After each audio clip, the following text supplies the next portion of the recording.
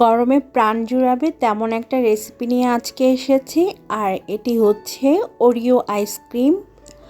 এই আইসক্রিমটা ছোট বড় সবাই অনেক বেশি পছন্দ করবে, কারণ এই আইসক্রিমটি খেতে ভীষণ মজার। স্পেশালি আমি তো অনেক বেশি পছন্দ করি, আর বানানো অনেক সহজ। যেভাবে রেসিপিটি দিয়েছি সেভাবে যদি হুবহু ফলো করে বানান তাহলে একদম দোকানের স্বাদ পাবেন। চলুন দেখে নিই পুরো প্রস্তুত প্রণালী। প্রথমে আমরা দুধ আর কর্নফ্লাওয়ারের একটা মিশ্রণ বা পুডিং বানাবো। এর জন্য আমি এখানে 1/2 লিটার দুধ নিয়েছি। দিয়ে দিচ্ছি 1/2 কাপ চিনি, সেই সাথে 1/4 কাপ পরিমাণ কর্নফ্লাওয়ার দিয়ে দিচ্ছি।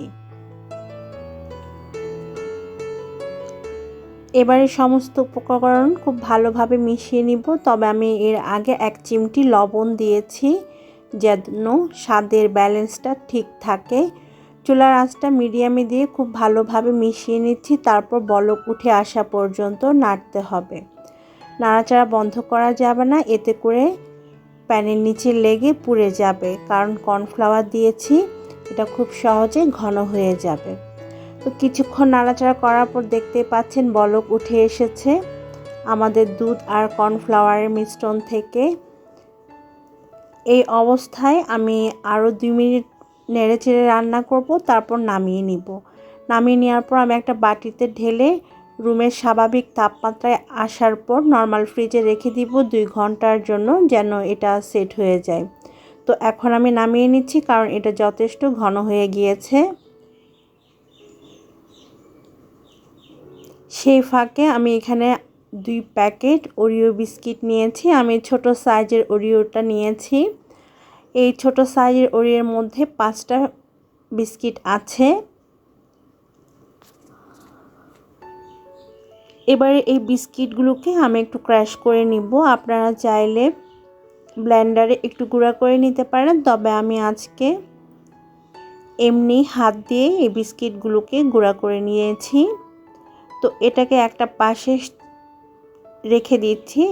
তারপর 2 ঘন্টা পরে যখন আমাদের দুধ আর কর্নফ্লাওয়ারের মিশ্রণটা সেট হয়ে যাবে, তখন আমি একটা বাটিতে নিয়ে নিচ্ছি 1 কাপ পরিমাণ ঠান্ডা হুইপিং ক্রিম। হুইপিং ক্রিমটাকে অবশ্যই একদম বরফ ঠান্ডা হতে হবে। একটা ইলেকট্রিক বিটার দিয়ে এখন আমি বিট করে নিব যতক্ষণ না হুইপিং ক্রিমটা ঘন হয়ে আসে বা ক্রিমে পরিণত হয়। আমি মিডিয়াম স্পিডে 3-4 মিনিট বিট করে নিয়েছি, আর দেখতে পাচ্ছেন হুইপিং ক্রিমটা ঘন হয়ে এসেছে আর ক্রিমে পরিণত হয়ে গিয়েছে। এবারে এর মধ্যে আরও কিছু উপকরণ অ্যাড করতে হবে। প্রথমে আমি দিয়ে দিচ্ছি কনডেন্স মিল্ক। আমি 1/2 কাপ কনডেন্স মিল্ক দিচ্ছি, তবে এই মিষ্টিটা আপনারা নিজেদের স্বাদ বুঝে এখানে অ্যাড করবেন। কনডেন্স মিল্কটা দিয়ে দেওয়ার পর আবারও খুব ভালোভাবে বিট করে নিব 2 মিনিট, যেন কনডেন্স মিল্কটা ক্রিমের সাথে ভালোভাবে মিশে যায়।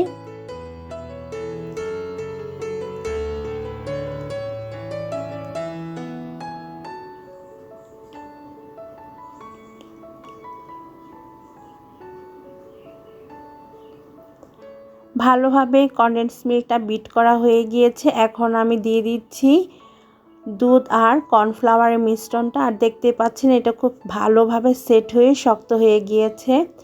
1/2 চা চামচ দিয়ে দিচ্ছি ভ্যানিলা এসেন্স। এবার আবারও 2 থেকে 3 মিনিট ভালোভাবে বিট করে নিতে হবে।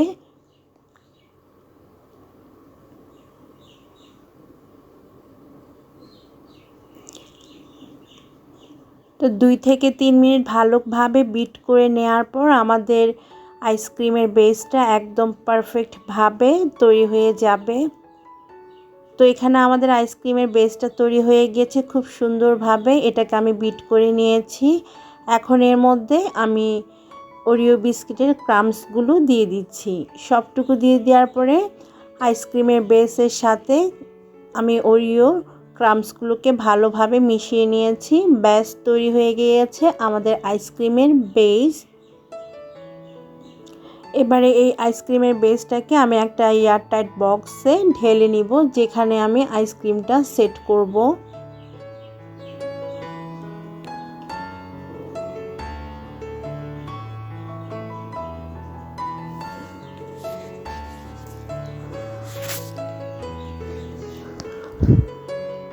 একটু একটা স্প্যাচুলা দিয়ে খুব ভালোভাবে স্প্রেড করে দিচ্ছি যেন চারপাশে সমানভাবে ক্রিমটা সেট হয়।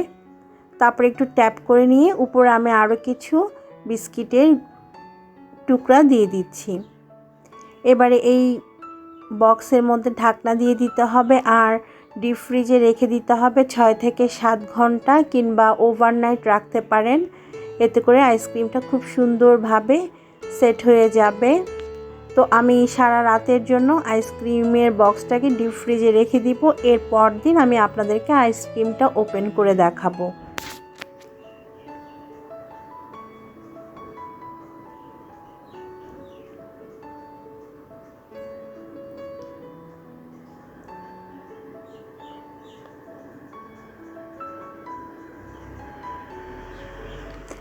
একদিন পরে ফিরে এসেছি আর এবার আমরা দেখব আমাদের আইসক্রিমটা কত সুন্দরভাবে সেট হয়েছে।